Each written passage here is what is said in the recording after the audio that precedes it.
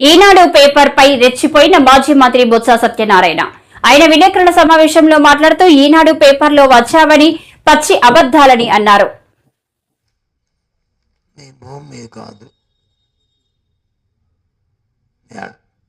అన్నం తిన్నాడు, రోజు అన్నం తింటున్నాడు మనిషి అయితే, ప్రజా జీవితంలో ఉన్నవాడు, పార్టీ ఏ పార్టీ అయినా ఏ మనిషి అయినా ఇలాంటివి ఉంటాయండి. దేవుడు ఏం పుట్టుకిచ్చాడు, కానీ రాజకీయాల కంటే ఒక విలువ ఉండాలి, ఒక నైతికత ఉండాలి. అంటే ఎన్నికల కమిషన్ వచ్చి దీని మీద ఫిర్యాదు వాళ్ళే స్వయాన మభ్య పెడతానంటే సిఐడి కేసు బుక్ చేయమని చెప్పింది. మరి దీనికి ఏం చెప్తుంది ఎన్నికల కమిషన్? ప్రజలు నీకు గందరగోళం సృష్టించడం తప్పు కదా. ఇలాంటి పనికి మళ్ళీ హ్యాండిల్ ఇస్తూ, అందుకే అన్నం తిన్నవాడు మనిషి అయితే ఎవడికి పని చేయడం. రాజకీయం కోసం ఏ గడ్డైనా, డబ్బుల కోసం ఏ గడ్డి గడిచినా ఇలాంటి ఈనాడు రామోజీరావు ఉంటే ఏ గడ్డైనా గడిచినవే. నీకు సమాజం పట్ల నీకు బాధ్యత లేదు. ప్రజల్ని ఇలాంటి యాడ్లు వేసి ఆందోళన సృష్టించకూడదు, నా పత్రిక డబ్బులు ఇస్తే మాత్రం ఇలాంటి పనికి వాళ్ళు పని చేయకూడదు నీకు ఇంగిత జ్ఞానం లేదు. ఎందుకు ఆఖరి దశలో ఇలాంటి కార్యక్రమాలు? మీ ఇద్దరికీ ఇష్టం, అతను ముఖ్యమైనది చేసుకోండి, ఎవడొస్తున్నాడు ప్రజలు రక్షిస్తే. నువ్వు కాదు కదా, నీ తలలో దేశం వచ్చిన చంద్రబాబుని రక్షిస్తారు. కురికిపోయి పూర్తిగా ఇలాంటి పనులు చేసి ఇలాంటి రాత్రి రాస్తే మాత్రం అతను బయటికి ఆ ట్రైన్లు పెట్టుకొని లాగినా లాగలేరు. ఏంటిది?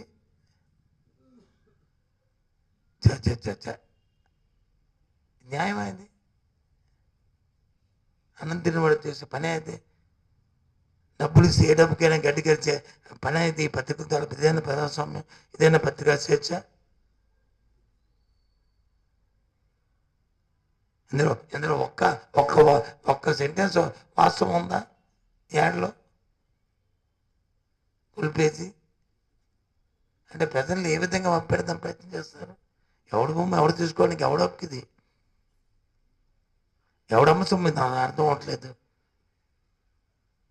నన్ను మాట్లాడతాను చంద్రబాబు నాయుడు, ఎవడమ్మ సొమ్ము. ఈ భాష మాట్లాడచ్చా రాజకీయాల్లో? మేము అడుగుతున్నాం ఇవాళ ఈ పత్రికలు అధిపతుల్ని. ఎవడమ్మ సొమ్ము ఎవడు తీసుకోవడానికి ఎవడ ఒక్కుందియా? నీకేమైనా బుర్ర బుద్ధి ఉందా నీకు? మీరు రాసిన వాళ్ళకి చెప్పండి. ఇలాంటి భాషల్ని వాడకూడదని నువ్వు హెచ్చరించవలసిన అవసరం లేదా మీ పత్రిక ద్వారా?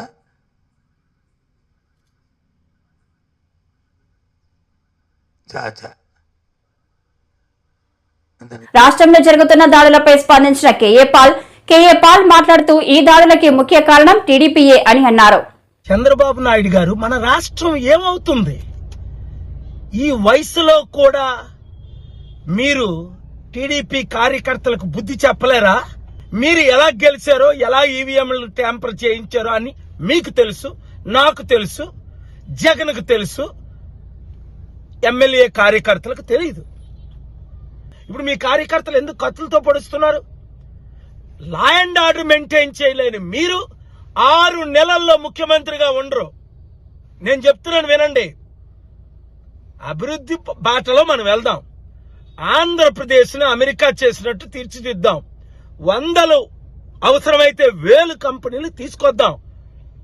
కోర్టు నుంచి స్పెషల్ స్టేటస్ తీసుకొస్తాను. ఆల్రెడీ మోదీ గారి మీద ఒత్తిడి పెడుతున్నాం. ఎందుకు మనం చేయలేము అభివృద్ధి? ఇలాగ కొట్టుకు చంపుకుంటే ఎవడైనా వస్తాడా? ఇప్పుడు సుడాన్ కానీ, వెనజువేలా కానీ, జింబాబ్వే కానీ ఎవరైనా కంపెనీస్ వస్తున్నాయా? చైనాలో ఎందుకు 1000 కంపెనీలు ఉన్నాయి? మన దేశం కంటే 8 రెట్ల అభివృద్ధి ఎందుకు చైనా జరిగింది? 100 దేశాలకు అప్పు ఎందుకు ఇస్తుంది? మీరు ఒక సీనియర్ లీడర్, ఏం బతుకొచ్చింది మీకు? మీ కొడుకు నడుపుతున్నాడా? ఇమ్మీడియట్ గా ప్రెసిడెంట్స్ రూల్ అయినా తీసుకురావాలి. చంద్రబాబు నాయుడు గారు 48 గంటల్లో ఇంకొక ఘటన జరిగిందా నేను కోర్టుకెళ్ళి యూఆర్ ఆల్ అన్ఫిట్ అని ఫైట్ చేస్తాను. Be careful. ఆ తర్వాత దేవుడి కోర్టుకి వెళ్తాను. అప్పుడేమవుతుందో తెలుసు. మీరు దేవుడిని నమ్మరు, నేను దేవుణ్ణి నమ్ముతాను. నాకు విరుద్ధంగా నిలబడిన వాళ్ళందరూ ఫినిష్ అయిపోయారు. కనుక మంచి చేద్దాం రండి. గతం నాస్తే మీరు ఒక ఫాదర్ ఫిగర్ గా మోదీ గారికి పాఠం చెప్పవలసిన మీరు, పెద్దలందరినీ కలపవలసిన మీరు, ఇంత పెద్ద నాయకుడిగా ఉన్న మీరు ఇంత నీచమైన స్థితికి మీ కార్యకర్తలు మీ పిల్లలు దిగజారిపోయారంటే ఛీ అనిపించుకోకండి. చరిత్రహీనులు కాకండి. ఇంకొక దాడి ఎవరు చేయకూడదని ఆర్డర్ చేయండి. కక్షపూరిత రాజకీయాలు మీకు వద్దని అన్నాడే మీరు వెనకాల ఉన్నాడు కూడానా? కక్షపూరిత రాజకీయాలు ఆపియండి, రాష్ట్రాన్ని బాగు చేసుకుందాం. నేను మీకు టీడీపీ కార్యాలయంలో పలువురు పార్టీ శ్రేణులు రామోజీరావుకు ఘనంగా నివాళులర్పించారు. రామోజీరావు చిత్రపటానికి పూలమాల వేసి నివాళులర్పించడం జరిగింది. ఎందరో కుటుంబాలకు ఉపాధి కల్పించి ఆదుకున్న వ్యక్తి రామోజీరావు అని అన్నారు. ఈరోజు విశాలకరమైన దినం. ఆల్మోస్ట్ ఒక లెజెండ్ లాగే జీవితాన్ని సాగించిన పెద్దలు, ఎంతో మందికి ఉపాధి కల్పించిన పెద్దలు, ఈ రాష్ట్రంలోనే ఉమ్మడి రాష్ట్రంలోనే కాకుండా ఇండియా మొత్తం మీద హైయెస్ట్ సర్క్యులేషన్ పేపర్ ఏదైనా ఉందంటే ఈనాడు పేపర్ని ఆ స్థాయి తీసుకొచ్చిన పెద్దలు రామోజీరావు గారి వేళ అకాల మరణం చెందడం అనేది బాధాకరం. వారి ఆత్మకు శాంతి చేకూరాలని మేమందరూ పార్టీ తరఫున మా తరఫున ప్రార్థిస్తున్నాం. ఈ సందర్భంగా విషయాల గురించి చెప్పి ముగిస్తాను. ముఖ్యంగా చాలామందికి రామోజీరావు గారి లైఫ్ ఒక ఎగ్జాంపుల్గా తీసుకోవాలి. ఒక సామాన్య రైతు కుటుంబంలో పుట్టి ఆ రోజుల్లో డబ్బులు రూపాయి కూడా దొరకని పరిస్థితుల్లో వాళ్ళ తల్లిదండ్రులు ఒక 10,000 రూపాయలు అడిగి నేను చిన్న వ్యాపారం చేసుకుంటాను, నాకు అవకాశం ఇవ్వండి అంటే, అరే ఇప్పుడు నువ్వేం వ్యాపారం చేస్తారా బాబు, నీకేం తెలుసు అంటే, నాకు 10,000 ఇవ్వండి మీకు ఎందుకని చెప్పి 10,000 తీసుకొని బహుశా నాకు తెలిసి 78 ఈనాడు స్థాపించింది, 74లో ఈనాడు పేపర్ని స్థాపించి ఈరోజు తెలుగు వాళ్ళు గర్వించేలా ప్రపంచం మొత్తంలోనే ఈనాడు పేపర్ని ఆ స్థాయికి తీసుకొచ్చిన మహానుభావుడు రామోజీరావు గారు. అది ఒకటే కాదు, ఎన్నో పరిశ్రమలు పెట్టాడు. ఈవేళ రాష్ట్రంలో ఇండియాలోనే ఒక ఫిల్మ్ ఇండస్ట్రీకి కావాల్సిన స్టూడియోలు కట్టి ఒక రికార్డు సృష్టించారు. దాంట్లో కూడా ఎంతోమందికి ఎంప్లాయ్మెంట్ ఇవ్వగలిగారు. మార్గదర్శి మీకు తెలిసి వేళ సౌత్ ఇండియాలోనే ఒక ఫేమస్ కలిగిన మార్గదర్శి ఫండ్స్ కూడా మెయింటైన్ చేసి ఎవరిని మోసం చేయకుండా, చాలామంది ఏమనుకున్నారంటే అతను మోసం చేసి డబ్బు కూడబెట్టడం అనేది, ఎవరైనా మోసం చేసి డబ్బు కూడబెట్టి అకౌంట్ ఇస్తే అది తప్పు. ఈవేళ ప్రజల దగ్గర నుంచి టైంకి మీరు ఎవరైనా రామోజీరావు సీట్ కట్టారు? ఎప్పుడైనా రామోజీరావు గారి కంపెనీలో సీట్ కట్టిన వారి డబ్బు మన డబ్బే మనకు రాదు. అలాంటిది ఎవరి డబ్బైనా తినేస్తాడనేది చాలా అపోహ. అతను ప్రభుత్వాన్నో బ్యాంకులనో ఎవరినో వాడుకొని అతనికి కావాల్సిన డబ్బు సంపాదించి ఈ సంస్థలను పెద్ద చేసుకున్నాడు తప్పితే ఎవరిని మోసం చేయలేదు. కొన్ని పర్సనల్గా జరిగి ఉండొచ్చు. ఉదాహరణకి ఎక్కడైనా మన ఈనాడు ఆఫీస్ వైజాగ్లో పెద్ద ఇష్యూ జరిగింది. ఆ ఓనర్కి మనకి ఒక పర్సనల్ గొడవలు ఉంటాయి. అవి తప్పితే అతని జీవితం చాలామంది యువకులకి మనకి ఆదర్శంగా నిలిచాడు. అటువంటి మహానుభావుడు ఈవేళ చనిపోవడం అనేది ఈ రాష్ట్రానికి తీరని లోటు, ఆ కుటుంబానికి తీరని లోటు. మరి ఆ భగవంతుని ప్రార్థిస్తున్నా ఆ కుటుంబానికి ధైర్యంగా ఉండాలని, మరి అతనికి మరి ఆత్మశాంతి చేకూడడానికి కావలసిన ఇవన్నీ కూడా భగవంతుడు కల్పించాలని కోరుతూ రామోజీరావు గారిని మరొకసారి మీ అందరి తరపున, నా తరపున, పార్టీ తరపున నివాళులు అర్పిస్తూ, మరి ఇటువంటి మనిషి మళ్ళీ మన రాష్ట్రంలో పుట్టాలి, ఇటువంటి ఇండస్ట్రీస్ని మీకుండా మరి ఆ కుటుంబ పెద్దలు ఎవరైతే ఉన్నారో అది రన్ చేయాలని చెప్పి వారికి ఆ శక్తి ఇవ్వాలని చెప్పి కోరుతూ మీ వద్ద సెలవు తీసుకుంటాం. Right, thank you.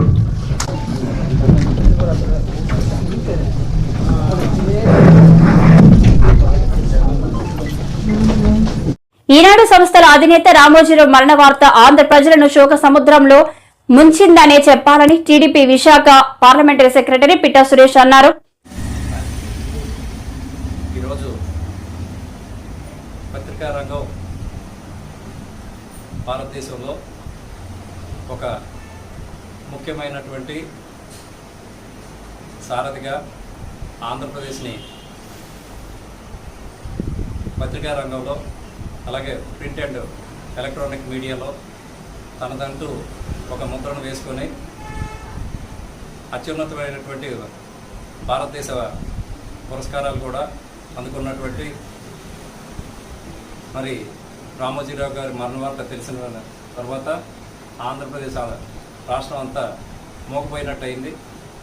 మరి ఈ రోజున ఆయన ఒక్క పత్రికా రంగంలోనే కాదు, ఆయన ఏ వ్యాపార రంగంలో అడుగుపెట్టినా దానిలో తిరుగులేని ఆయనదంటూ ఒక ముద్ర వేసుకొని ఏ రంగాన్నైనా, అటు ఫిల్మ్ ఇండస్ట్రీలో కానివ్వండి, అలాగే ఫుడ్ ఇండస్ట్రీలో కానివ్వండి, హోటల్స్ ఇండస్ట్రీస్లో కానివ్వండి, అలాగే మరి ఆయన ఎన్నుకున్న ఏ రంగాన్నైనా దానిలో అత్యున్నతమైనటువంటి గౌరవ మర్యాదలు తీసుకున్నటువంటి, అందుకున్నటువంటి వ్యక్తి. ఆంధ్రప్రదేశ్ని మరి ప్రపంచ స్థాయిలో మరి పత్రికా రంగంలోనే కానివ్వండి, అలాగే ఈ ఫిల్మ్ స్టూడియోలో కానివ్వండి, సినీ రంగంలో కానివ్వండి, వీటిలన్నింటిలో కూడా మరి ఆయన అంటూ ఒక ప్రత్యేకమైనటువంటి స్థానాన్ని, మన ఆంధ్రప్రదేశ్ గౌరవాన్ని తెచ్చినటువంటి వ్యక్తి. అటువంటి వ్యక్తి లేకపోవడం ఈ రోజున మరి ముఖ్యంగా ఆంధ్రప్రదేశ్కే కాదు, తెలుగుదేశం పార్టీకి కూడా ఎన్నో ఎనలేని సేవలు, నిజమైనటువంటి వార్తలు అందించడం వల్లే ఈ రోజున తెలుగుదేశం పార్టీ కూడా ఈరోజు అత్యున్నతమైనటువంటి మరి శాసనసభ స్థానాలు కానీ, పార్లమెంటు స్థానాలు కానీ దక్కించుకున్నటువంటి దీనిలో మరి ఆయన తరపు నుంచి ఆయన ప్రధాన పాత్ర పోషించారనే చెప్పాలి. మరి అటువంటి వ్యక్తి మరి భవిష్యత్తులో ఇంకొకరు ఆయన లోటు తీర్చగలరు అని చెప్పేసి అనేది మనం ఊహించలేము. అటువంటి వ్యక్తులు కోల్పోవడం నిజంగా ఆంధ్రప్రదేశ్కి, అలాగే తెలుగుదేశం పార్టీకి, అందరికీ కూడా, ఆంధ్రప్రదేశ్కి అందరికీ కూడా చాలా శోచనీయం. ఆయనకి మా తెలుగుదేశం పార్టీ తరపు నుంచి మా ప్రగాఢ సానుభూతి, దిగ్భ్రాంతిని తెలియజేస్తున్నాం. రాష్ట్ర టీడీపీ కార్యాలయంలో పలువురు పార్టీ శ్రేణులు రామోజీరావుకు ఘనంగా నివాళులర్పించారు. రాష్ట్ర అధ్యక్షులు అచ్చెన్నాయుడు ఆధ్వర్యంలో రామోజీరావు చిత్రపటానికి పూలమాల వేసి నివాళులర్పించడం జరిగింది. ఎందరో కుటుంబాలకు ఉపాధి కల్పించి ఆదుకున్న వ్యక్తి రామోజీరావు అని అన్నారు. రెక్కల కష్టంతో ఒక పెద్ద సామ్రాజ్యాన్ని సృష్టించినటువంటి వ్యక్తి రామోజీరావు. విలువలకి పట్టం కట్టి విలువలకి ప్రాధాన్యతనిచ్చే ఈటీవీ కానీ, ఈనాడు పత్రిక కానీ, అలాగే ఇతర భాషల్లో ఈటీవీ ఛానల్స్ కానీ అనేక రకాలుగా తెలుగు వారి ఖ్యాతిని దశ దిశలా వ్యాపించినటువంటి వ్యక్తి రామోజీరావు ఈరోజు లేకపోవటం తెలుగు జాతికి పూడ్చలేనటువంటి లోటు. ఈరోజు అటువంటి లోటుని తెలుగుదేశం పార్టీ జాతీయ అధ్యక్షులు మరి ఎన్డీఏ సమావేశాలకు ఢిల్లీ వెళ్ళినా, ఇవాళ హుటాహుటిన బయలుదేరి హైదరాబాద్ వచ్చి ఆయన రామోజీరావు పార్థివ శరీరాన్ని ఘన నివాళులు అర్పిస్తూ, అట్లా ఇక్కడ రాష్ట్ర కార్యాలయంలో అచ్చెన్నాయుడు గారు, రాష్ట్ర అధ్యక్షుడు అచ్చెన్నాయుడు గారి ఆధ్వర్యంలో మరి అందరూ కూడా లీడర్స్, ఎమ్మెల్యేలు, నాయకులు అందరూ కూడా బాధాతప్త హృదయంతో రామోజీరావు గారికి రోజు శ్రద్ధాంజలి ఘటిస్తూ చేసినటువంటి కార్యక్రమం. మరి ఈ రోజున ఆయన ఎన్నడూ కూడా మరవలేని ఆ మహానుభావునికి మరొకసారి ఘన నివాళులు, శ్రద్ధాంజలి, ఆయన ఆత్మకు శాంతి చేకూరాలని కోరుకుంటూ సెలవు తీసుకుంటాం. ధన్యవాదాలు బోడామహేశ్వర గారు. ఇప్పుడు పెద్దలు, మనందరికీ మార్గదర్శకులు, తెలుగుదేశం పార్టీ రాష్ట్ర అధ్యక్షులు మాన్య శ్రీ కింజరాపు అచ్చెన్నాయుడు గారు.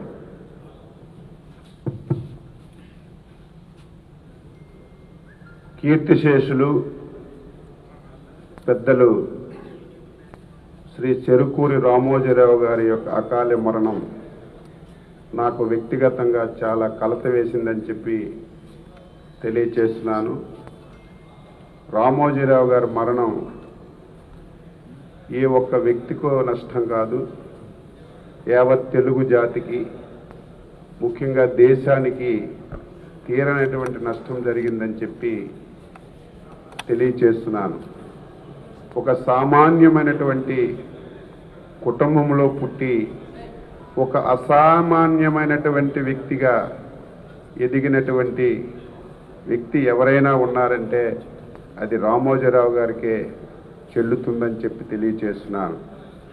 నిబద్ధతతో, అంకిత భావంతో, నమ్మిన సిద్ధాంతానికి పనిచేసినటువంటి వ్యక్తి.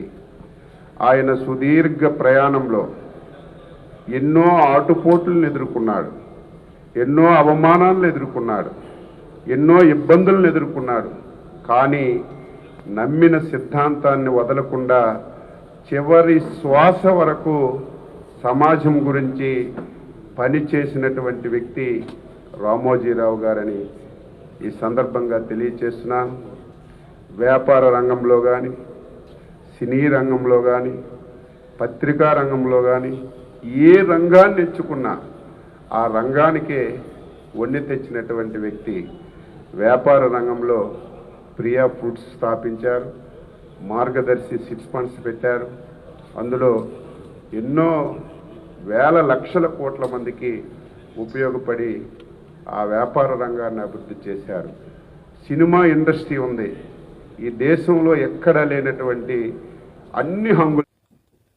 నాపై దాడి చేసింది జన సైనికులు కాదు, వర్మ తనపై జరిగిన దాడి విషయంలో మాజీ ఎమ్మెల్యే వర్మ స్పందించారు. టీడీపీ నుంచి వెళ్లిపోయిన 25 మంది వ్యక్తులు ఈ దాడికి పాల్పడ్డారని చెప్పారు. జనసేనకు ఈ దాడికి సంబంధం లేదని స్పష్టం చేశారు. సీసాలతో, ఇటుకలతో తన కారుపై దాడికి తెగబడ్డారని అన్నారు. పవన్ కళ్యాణ్ గారు లాంటి సభ్యత, పద్ధతి ఉన్న మనిషి దగ్గర ఎలక్షన్ చేసినందుకు గర్వంగా ఉన్నాం. ఆయన దగ్గర నుంచి కానీ 2009 జనసేన పార్టీ దగ్గర నుంచి కానీ మాకు ఏ విధమైన ఇబ్బందులు లేవు. మేము ఎప్పుడు కూడా కలిసికట్టుగా ఒకే కుటుంబంలాగా మొన్న ఎలక్షన్ చేసాం, అటు పని చేసుకున్నాం. ఏదైతే తెలుగుదేశం పార్టీ నుంచి 5 నెలలు 6 నెలల ముందు వెళ్ళిన 20-25 మంది జనం ఉన్నారో వారిని స్థానిక ఎంపీ వైసీపీ పార్టీ అని చెప్పి పార్టీలో జాయిన్ చేసుకుని ఉండడం జరిగింది. వాళ్లే ఈ దాడి చేశారు మణిపూర్లో. చేత చాలా అవుతుంటాయి, మేము ఫేస్ చేయగలం. మాకు చేతగా కాదు, చేతగాని దద్దంలో కాదు. మేము ఈ దాడి ప్రత్యక్షంగా పోలీసులు ఉన్న చోట జరిగింది, పోలీసులు ఉన్నప్పుడు జరిగింది. మేము ఒక ఆయన్ని సర్పంచ్ గారిని కలవడానికి వెళ్ళాం. ఎలక్షన్లో రకరకాలుగా చేశాం. మేము పబ్లిక్గా చేసిన వాళ్ళు ఉన్నారు, చాటుని చేసిన వాళ్ళు ఉన్నారు, వెనకుండి మాకు హెల్ప్ చేసిన వాళ్ళు ఉన్నారు. ఇవన్నీ మేము చెప్పం కదా, ఊరందరికీ చెప్పాలని పని నాకు లేదు కదా. నాకు ఆయన బాధ్యత చెప్పారు ఎలక్షన్, ఆ బాధ్యత నేను నెరవేర్చాను. అంచేత వాళ్ళు దాడి చేశారు, చాలా దారుణంగా దాడి చేశారు. అందులో మా కారులో మండల పార్టీ ప్రెసిడెంట్ గారు ఉన్నారు, ఎక్స్ జెడ్పీటీసీ ప్రసాద్ గారు ఉన్నారు, ఇంకో ఎక్స్ జెడ్పీటీసీ బర్లప్పారావు ఉన్నారు, ఇంకో ఆయన ఎక్స్ ప్రెసిడెంట్ నాగు ఉన్నారు, ఇంకో ఆయన పార్టీ ప్రెసిడెంట్ శివ ఉన్నాడు. ఎంతమంది ఉండగా సడన్గా సీసాలు, ఇటుక బెడ్లు, ఇది మండలంలో ఒక ప్రాక్టీస్ అయిపోయింది. ఇది వరకు సాయి ధర్మతేజ్ గారి మీద కూడా ఇదే దాడి చేశారు. ఆ దాడి చేసినప్పుడు సరైన చర్యలు పోలీస్ యంత్రాంగం తీసుకోలేదు. ఆఖరికి వాళ్ళు వెళ్ళిపోయాక దాడి జరిగిందన్నారు తప్పితే వాళ్ళు ఉండగా దాడి జరిగి దెబ్బలు తగిలితే వాళ్ళు వెళ్ళిపోయాక దాడి జరిగిందన్నారు. సరే, ఇదంతా కాంట్రవర్సీ ఎందుకని మేము మాట్లాడుకుంటున్నాం. ఇది నన్ను చంపడానికి కుట్ర జరిగింది.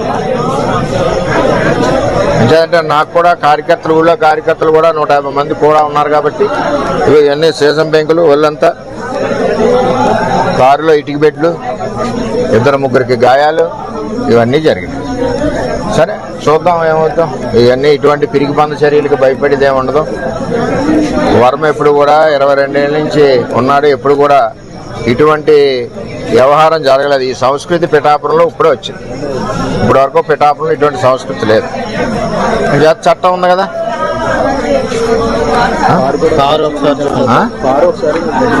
కారు కూడా ఒకసారి చూడండి. ఆ కారును కూడా నేను రిపేర్ చేయించిన. ఆ కారుని సెంట్రల్లోనే ఉంచేస్తా. పోలీసు సరైన నిర్ణయం తీసుకునే వరకు ఆ కారు ఈవేళ ఇక్కడ గెస్ట్ హౌస్ దగ్గర ఉంది. రేపు రోడ్డు మీద సెంట్రల్. రాజమండ్రిలో తన ఓటమి ఆశ్చర్యాన్ని కలిగించిందన్నారు మాజీ ఎంపీ మార్గాని భరత్. ఏపీ ఎన్నికల్లో ఓటమి తర్వాత మీడియా సమావేశం నిర్వహించారు. ఈ సందర్భంగా కూటమి నేతలపై కొన్ని కీలక వ్యాఖ్యలు చేశారు. గతంలో చంద్రబాబు నాయుడు గారు చెప్పారు ఈవీఎం ట్యాంపరింగ్లు జరిగినాయి అని. 2019లో ఈవీఎం ట్యాంపరింగ్స్ జరిగినాయి అని చంద్రబాబు నాయుడు గారు చెప్పారు. మరి ఇప్పుడు 2023లో 24లో మరి వాళ్ళు ఎన్నికయ్యారు కదా, మరి అప్పుడు జరగలేదా అని అడుగుతా ఉన్నా. ఈవీఎంస్ ఎప్పుడైనా ఒకటే కదా. ఒకసారి చంద్రబాబు నాయుడు గారు అన్న మాటనే ఒకసారి వారికే ఉదహరిస్తూ ఉన్నాం. ఇది కాకుండా నేను ఇందాక చెప్పాను కదన్నా, ఏదైతే ఇంకా ఎక్కువ సంక్షేమ పథకాలు ఈయన ఇస్తాడేమో అని తీసుకున్నారు. ఇది కాకుండా ఇప్పుడు కీలకమైన బాధ్యత కూడా ఎన్డీఏ కేంద్ర ప్రభుత్వంలో కనబడతా ఉంది. మరి కనబడతా ఉన్నప్పుడు మరి ప్రత్యేక హోదా కండిషన్ పెట్టాలి మరి లెక్క ప్రకారంగా. మరి ఎందుకు పెట్టట్లేదు? ఎందుకంటే గతంలో ఈయన ఎన్డీఏ నుంచి కూడా బయటకు వచ్చింది చంద్రబాబు నాయుడు గారు ప్రత్యేక హోదా ఇవ్వట్లేదనే కదా. ధర్మ పోరాట దీక్షలు కూడా చేశారు. మరి ఆయన పైన బాధ్యత ఉంది. ఇప్పుడు బీజేపీకి అబ్సల్యూట్ మెజారిటీ రాలా, వాళ్ళకి నంబర్స్ తగ్గినాయి. సుమారుగా 34 ఎంపీలు నంబర్స్ తగ్గినాయి. చంద్రబాబు నాయుడు గారిది, పవన్ కళ్యాణ్ గారిది 18 ఎంపీలు ఉన్నాయి. వీళ్ళు ఖచ్చితంగా డిమాండ్ పెట్టాలి, ప్రత్యేక హోదా డిమాండ్ పెట్టాలి.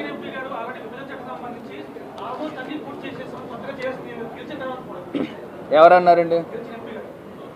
అది మనకే తెలియాలండి. ఇప్పుడు దుగ్గిరాజుపట్నం పోర్టు ఏమైందండి? రామాయపట్నం పోర్టు తీసుకున్నారు, అది కంప్లీట్ అయిందా?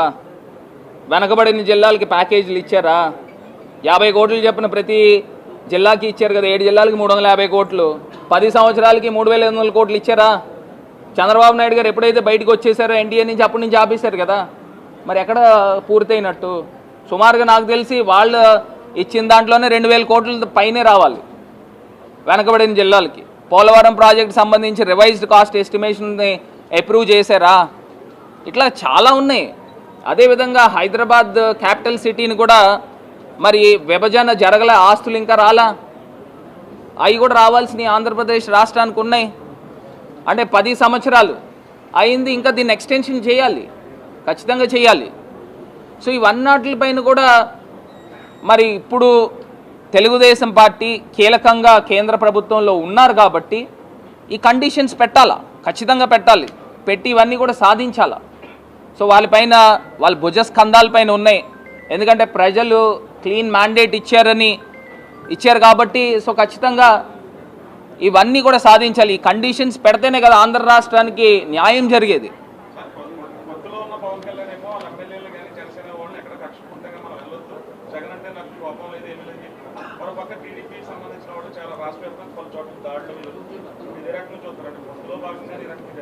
అంటే ఒకటి, పవన్ కళ్యాణ్ గారు వాళ్ళ కార్యకర్తలకి, వాళ్ళ నాయకులకి, వీళ్ళందరికీ కూడా ఒక క్లియర్ ఇన్స్ట్రక్షన్స్ ఇచ్చారు. మరి ఆయన కూడా ఒక పరిణితి చెందిన నాయకుడి కింద కనిపిస్తూ ఉన్నారు. సో ఆయన వర్క్ చేస్తూ ఉన్నాడు, వాళ్ళ కార్యకర్తలు వాళ్ళని ఫాలో అవుతూ ఉన్నారు. మరి ఇదే తెలుగుదేశం పార్టీ వాళ్ళు ఎక్కడ పడితే అక్కడ విధ్వంసాలకి చేస్తూ ఉన్నారు. మరి ప్రజలు అన్నీ అబ్జర్వ్ చేస్తూ ఉన్నారు. ఇప్పుడు మా పైన